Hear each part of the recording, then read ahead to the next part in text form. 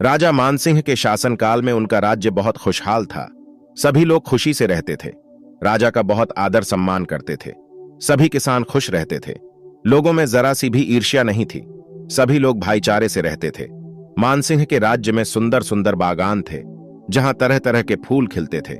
यहां अभयारण्य भी थे, जहां सुंदर सुंदर 5 पशु पक्षी रहते थे। राजा मानसिंह बहुत धर्मात्मा थे। पूजा पाठ उनकी दिनचर्या में शामिल था। राजा मानसिंह ने राज्य में धार्मिक कार्यों का विशेष ध्यान रखते थे। राज्य में सब कुछ बिल्कुल सही चल रहा था। लेकिन कुछ महीनों से लोग डरे हुए थे। अपनी असुरक्षा को लेकर बहुत परेशान थे, क्योंकि राज्य की फसलें खराब हो रही थीं। घर में सामान सुरक्षित नहीं था। जीवन जीने के लिए जरूरी चीजें भी नहीं मिल पा रही थीं।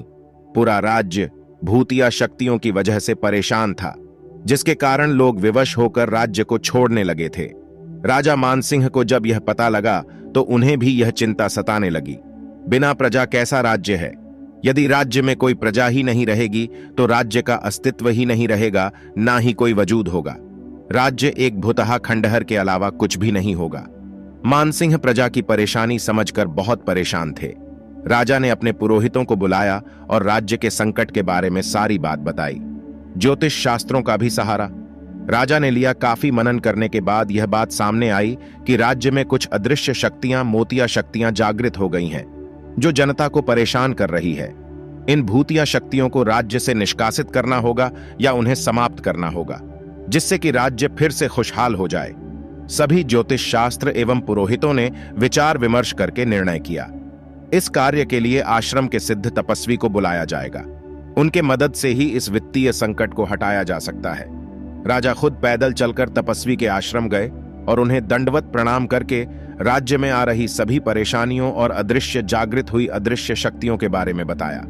तपस्वी राजा की बात सुनकर उनकी सहायता करने के लिए तैयार हो जाते हैं। तपस्वी राजा को आश्वासन देते हैं कि अदृश्य शक्तियों को राज्य से बाहर निकालने में वह राजा की मदद करेंगे।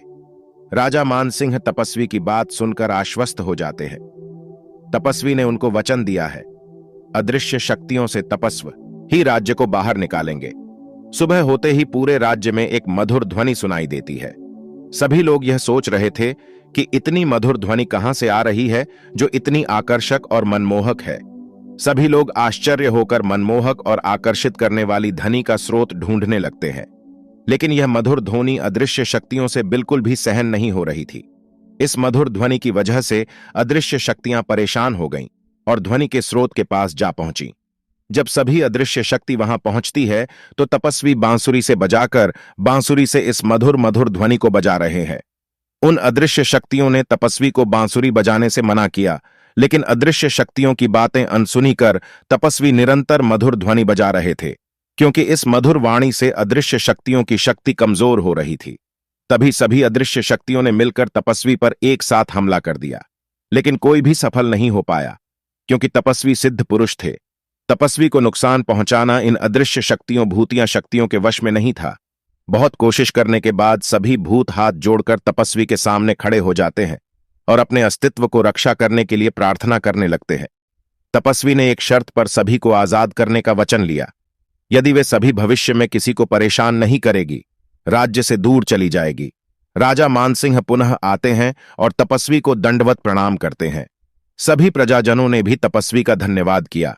दोस्तों, यदि आपको यह कहानी पसंद आई हो तो आप इसे शेयर करें।